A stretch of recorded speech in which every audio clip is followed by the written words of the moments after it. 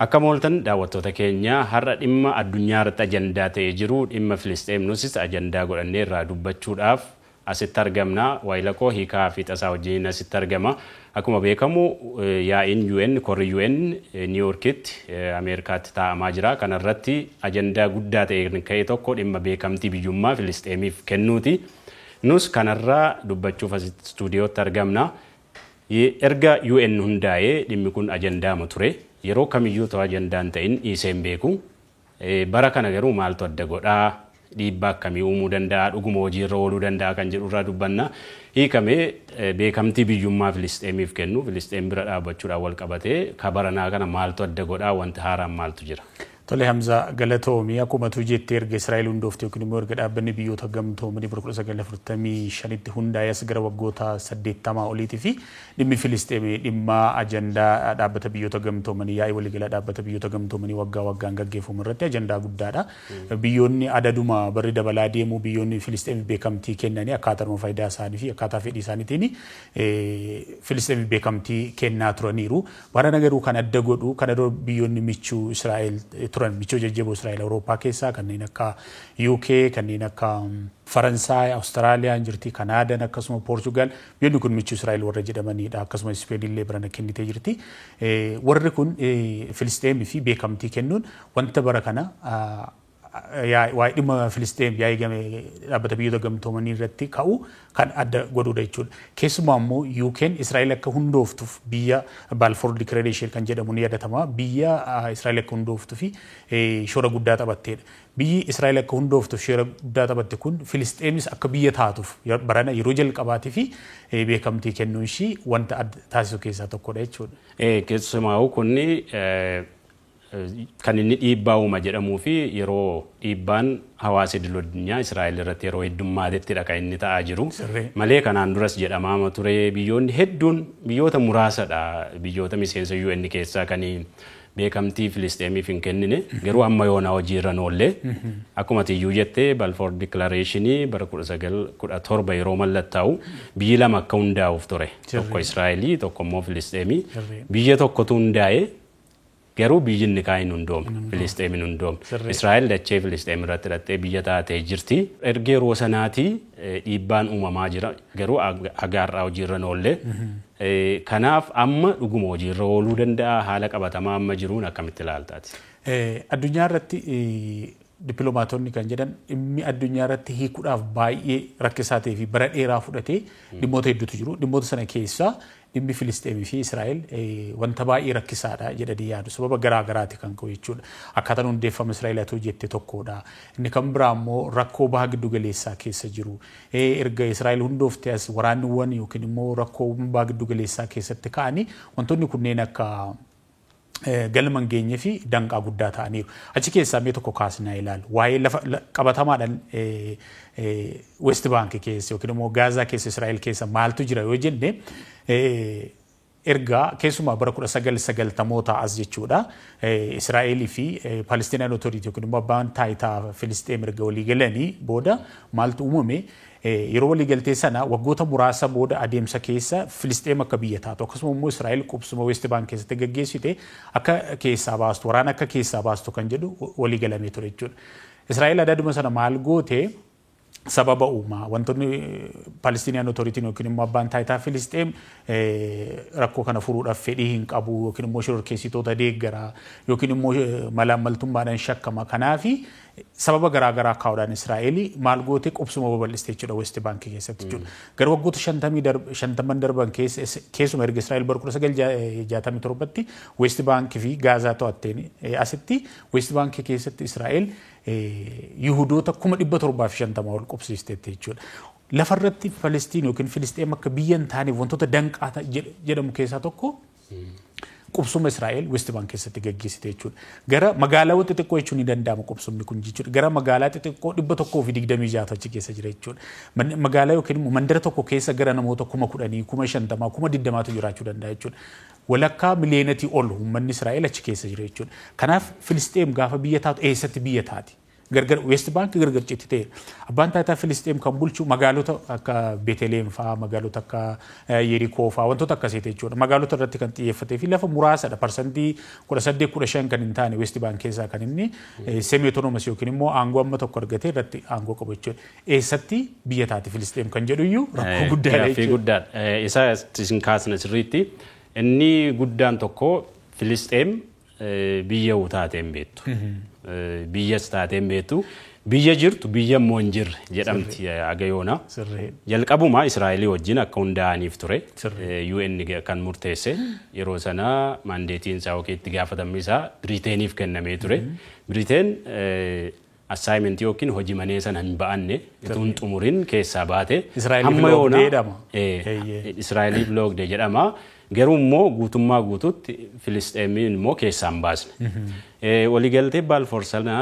bu'uurumarraa rakkoo qabaa jedhu namoonni warri xiinxalan maaliif yeroo sana maal jedha uummanni Yihuudaa dachii Filisxeem kunoo galaana Meeditiraaniyaanii ka'ee hamma laga Jordaanitti jiru gidduutti qe'ee ni horatu garuu uummanni Yihuudaa hin taane kan biraanis nagaadhaan wajjin jiraataa jedha mirgi isaanii kabajamee jedha maqaa Filisxeem kan jedhu achi keessatti hin dhaamne Israa'el dhugaa dubbachuuf hamma yoonaa isa qabattee jirti kanaafuu abbaa barbaade dhufee keessa jiraachuu danda'a garuu Filisxeem hundeessuu wanti jedhu waliigaltee sana keessa hin jiru kan jedhu qabdi kanaaf iyyuu amma haala amma jiruun haala qabatamaa Gaazaa keessas West Bank keessa jiruun biyya hundeessuun hin danda'ama maaltu lafarra jira yeroo sana Filisxeemii fi Israa'el biyya lama ta'anii wal bira akka jiraatan cinaaf jenna two state solution kan jedhamu illee sanarraa dhufu biyyoonni lameen wal cinaa jiraatanii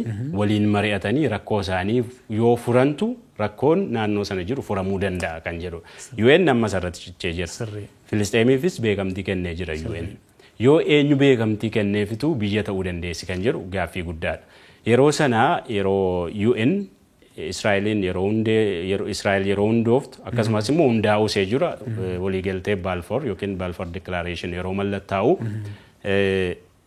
West Bank Gaza Jerusalem kan jedhamu kun dachee Filisxeem ta'ee magaalaan baha Jerusalem magaalaa guddoo Filisxeem ta'ee hundaa'a jedhameetu waliigalamee jira waliigaltee sanarratti barraa'ee jira garuu hamma yoonaa naannoo waggaa 80tti hojiirra oole. Wantoonni kana gidduutti dubbii kee dammaan qabe jechuudha kana gidduutti wantoonni ta'an baay'ee jira fakkeenyaaf baagduu galeessa keessatti waraana gurguddoo gara 4-5tu gaggeeffame jechuudha Israa'el gaafa hundooftu United Nations yookiin dhaabbata biyyoota gamtoomanii gaafa Palestiin bakka lamatti hiru Israa'el nan fudhadha jettee sababni isaa kana barbaadishee waan ta'eef Araboonni yookiin immoo warri Palestiin hin didanii lolatti seenamee bara 1948tti hanga 49 lolli gaggeeffame Israa'el immoo attee san booda ammas waraana biraatti galame waraana guyyaa jahaanii jedhamu 1967 baagduu galeessaa kan jijjiire jedhama keessumaa kaartaa Israa'el garmalee kan bal'isee rakkoo duraan ture iyyuu garmalee kan hammeesse kan jedhamu bara 1967tti Israa'el gaafa West Bank East Jerusalem fi Gaazaa to'attudha jechuudha sana booda maaltu gaggeeffame 1973 ammas waraana gaggeeffame Israa'el mo'atte jechuudha. Kanaaf akka biyya waraana mo'ateetti Israa'el maal dhiyeessiti yeroo hundumaa waan dhimma furmaata biyya lamaa gaaf ka'u ani biyyan waraana mo'adhee lafa qabadheedha waan ta'eef akka baargeenitti maal dhiyeessiti fedhii kootiin yoo ta'e nala sababni isaa upper hand yookiin immoo olaantummaanatu qaba waan ta'eef yoon ani jedheedha yoon ani fedheedha malee hin ta'u jettiti. Kana West Bank keessattuu rakkoo West Bank keessatti uumame maal jedhanumaayuu Palestinian Authority wanta bara 1967tti gaggeeffame daangaa sanaan iyyuu nan fudhadha. Isa bara 1948 otoo hin taane akka Israa'el lafa bara 1967 qabatte sana haa fudhattu. Garuu maalan barbaada West Bank Gaazaa fi East Jerusalem magaalaa guddoo taate Gaazaa fi West Bank tokko ta'anii biyya Filisxeem jedhamtu iyyuu nan fudhadha jedheeti Oslo Accord yookiin immoo bara 1993tti kan mallattaa irratti kan Palestinian Authority walii galee jechuudha. Israa'el kana maal gooti keessumaa immoo rakkoo bu'uuraati rakkoon kun akka hin furamneef jedhamee kan yaadamu mootummaa Israa'el amma jirudha jechuudha. Sababni isaa kana dura mootummoonni gaggeessitoonni Israa'el progressive jedhamu turan. Keessumaa yeroo Yaasir Arafaat wajjin muummee ministeera Israa'el duraanii yeroo waliigaltee Oslo sana barreesse mallatteessanii fedhii ni qabu ture jedhama Palestiin akka biyya taatuuf jechuudha. Adada keessa maaltu dhufe warri leellistoonni gara paarlaamaa Israa'elitti seenan jechuudha. West Bank wanti jedhamu hin jiru. Filisxeem biyyi kennamuu hin qabu jedhanii ifatti warra dubbatan kanneen akka fakkeenyaaf ministeera faayinaansii Israa'el yoo fudhatte Simotrich namni jedhamu ifatti abjuu biyyummaa Filisxeem in awwaalla jedhee kan dubbatee inumaayyuu sagantaa sana galmaan ga'uu danda'u sagantaa qubsuma guddaa Isti Yerusaalemii fi West Bank gargar kutuu danda'u yeroo raggaasisee gara hojiitti waan seenu fakkaata. Wantoonni kunneeni wantoota Filistiin furmaanni biyya lamaa akka hojiirra oollee fi danqaa ta'an keessaa tokko mootummaa Israa'el amma jirudha jedhama. Sababni isaa mootummaa leellistootaan guutameedha jedhamee yaadama waan ta'eef jechuudha. Yaa sirriidha amma biyya kanaaf UN illee UN jechuun biyya mataa addunyaati. Wanti inni murteessa hojiirra oola jedhama. Garuu inaakti yookiin immoo humnaan hojiirra oolchuu hin danda'u. Garuu murteesseera. Filisxeem biyya ta'uu qabdi jedhee UN erga murteessee tureera. Garuu akkuma ta'etti mootummaan Israa'el amma jiru kun mariitti isaa amanu miti. Filisxeem wanti jedhamu laga Joordaan ni asitti Mediterranean Sea galaana Mediterranean gidduutti jiraachuu hin danda'u. Jiraachuus hin danda'u hin jiraatus jedhee jala mureera. Warri UN immoo biyyoonni amma dhiyeenya kana beekamtii kennanis mariidhaan waliin mari'achuudhaan Israa'el waliin mari'achuudhaan biyya Filisxeem hin hundeessinaa jedhu. Akkasitti waan ta'aa jiru miti. Michuun Israa'el US's wanti kun tasuma milkaa'u inumaa shororkeessaa Hamaas jedhamu badhaasuu ta'a isaaf iddoo kennuu isa ol kaasuu ta'a jedhanii jala muranii dubbataniiru. Warra kanatu immoo addunyaa irratti aangoo guddaa qaba. Haala kana keessatti dhuguma biyya ijaaruu hin danda'amu moo wamma biyyoonni amma michuu Israa'el ta'an kanneen akka UK, Faransaay warra deeggaran ture Israa'eliin meeshaa waraanaatiis maallaqaanis waan garaagaraatiin yoo isaan amma Filisxeem jiraachuu qabdee Israa'el irratti dhiibbaa uumanii akkamitti hojiirra oolchuu danda'u dhuguma waan hojiirra oolusti fakkaata maal gochuu danda'u biyyoonni kunneen. Waa lama kaasuu dandeenya asirratti Hamza. Tokko Israa'el amma dhiibban addunyaa irra jiru akka kana duraanii miti. Akka kana duraa waan callistee yeroodhaaf haasaanii irra darbu jettee dhiistuu miti. Sababni isaa biyyoonni Israa'el wajjin daldaaltu walitti dhufeenya cimaa wajjin qabdu biyyoonni akka UK, biyyoonni akka Faransaay, biyyoonni akka Awustiraaliyaa, biyyoonni akka Kanaadaa kun biyyoota salphoo miti jechuudha. Awurooppaa keessatti Israa'eliin harka micciruudhaan karaa dippiloomaasiitiin jechuudha. Daldala irraa kutuudhaan meeshaatti gurguruu dhiisuudhaan biyya hudhuu danda'anii jechuudha. Biyyi kun Filisxeemiif beekamtii kennuu jechuun maal jechuudha? Dippiloomaatiik pireeshariin hin jiraata jechuudha. Gama biraatiin immoo maaltu jira? Mootummaan Israa'el amma jiru kun mootummaa leellistootaa waan ta'eef Netanyaahuun bara gusaa guutuu aangoo itti fufuu. Kanaaf mootummaan tariitii akka mootummoota kana duraanii progressiif ta'an mirga warra Filisxeemitti amanan gara aangootti yoo dhufe wanti kun deebi'ee lubbuu horachuu danda'a. Abdii irraa kutuu hin qabnu jedhanii dippiloomaatonni ammayyuu abdii irratti horatan jiru. Kana jechuudha wanti kaasuu dandeenya. Amma isa amma jette irratti michuuwwan Israa'el qofatu hin taane UN keessaa qaamni aangoo olaanaa qabu kan akka UN Security Council mana maree nageenyaa UN miseensonni dhaabbii jiran 5 kanaan dura Raashiyaa fi Chaayinaan dursanii iyyuu Filisxeemiif biyya ta'uu qabdanii beekamtii kennaniiru. Amma immoo UK Faransaay itti dabalamaniiru. US qofaadha kan qobaatti hafteertu warra 5 keessa. Isaan kunneen beekamtii kennuun amma waan kanaan dura agam jijjiiruu danda'a humna akkamii qabaachuu danda'a hojiirra oolmaa isaa irratti jettaati. Rakkoo guddaan maalidha? Biyyi tokko biyya ta'uudhaaf walii galtee wanti viidiyoo konvenshin kan jiru bara 1933 kan mallattaa'e maalidha?